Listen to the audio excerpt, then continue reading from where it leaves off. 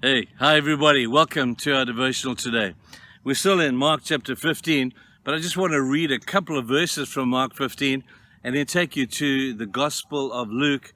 There's a longer and more detailed explanation. But Mark chapter 15 says simply this in verse 27. They crucified two robbers with him, one on his right and one on his left.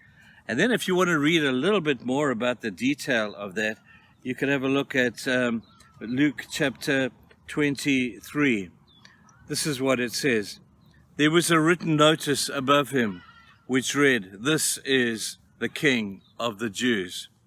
One of the criminals who hung there hurled insults at him. "Aren't you the Christ? Save yourself and us." But the other criminal rebuked him. "Do you not fear God," he said, "since you are under the same sentence? We are punished justly, for we are getting what our deeds deserve. But this man has done nothing wrong." What an incredible observation. Then he said, "Jesus, remember me when you come into your kingdom." And Jesus answered him, "I tell you the truth, today you will be with me in paradise." Man, I love that story. I just love that story. It's the most perfect illustration of the wonder of the condescension of God on the one hand to be hanging upon a cross. How low can he possibly go? But he goes even lower than hanging on the cross. He associates himself, even in his dying hours, with a man who had spent his entire life doing bad stuff. A man who probably had grown up in a terrible environment, a man who had seen crime and sadness and violence. And Jesus is having one of his last conversations with this man. And I wonder if that man, as he hung upon the cross, didn't look at that sign above Jesus' head. And in his pain and in his anguish as he's about to die, he says, "Hey, Jesus, is that true? Are you really the King of the Jews?" And Jesus probably would have said, "Yep, that's what it is. I am the King of the Jews." And the acknowledgement in this man said, "Well, if you're a king, why are you hanging upon a cross? If you're the King of the Jews, that makes you the Messiah. You should be fighting against these Roman people who hang us upon a cross. You don't look like a Messiah."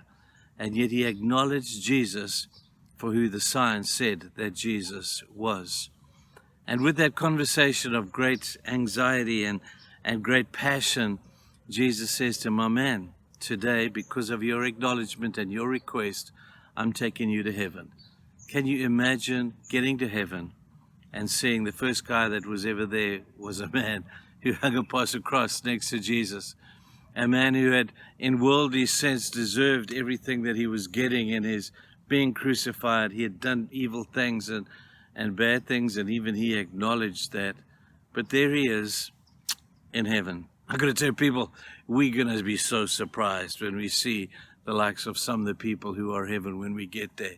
We're going to see people we think, we're going to walk up and say, "You never thought you would get here. What did you do to get here?"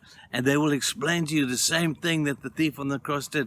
"Man, in my dying hours, I came to find Jesus. In my dying moments, Jesus came and he met me in the strangest and the most unique kind of way." I think people on their deathbed often have visitations from Jesus. And we think that they die not knowing Jesus. I got to tell you, people, we're going to be so surprised when we see who's in heaven one day. There'll be many people who will have snuck into heaven in the last minute, just like this thief did. God's grace does not have a time limit. And while there is breath in your body, there is opportunity to find Christ. And so here we find this man who by worldly sense really was getting what he did deserve, getting what he didn't deserve, the forgiveness and the grace of God. I often ponder and I think, man, I just had to talk to that guy. I want to be able to ask him what was on his mind. What was it that turned him around in the face of being mocked by the guy on the cross next to him? He mocked Jesus and said, "Yeah, you don't look like a king. Who do you think you are?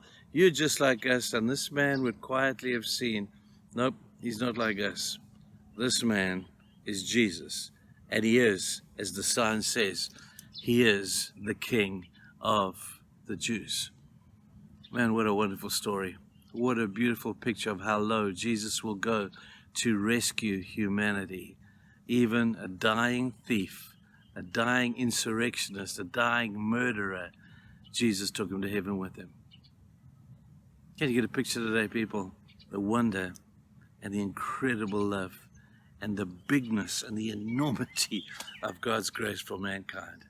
Celebrate that today, people, and you have a great day. We'll see you tomorrow. Bye-bye.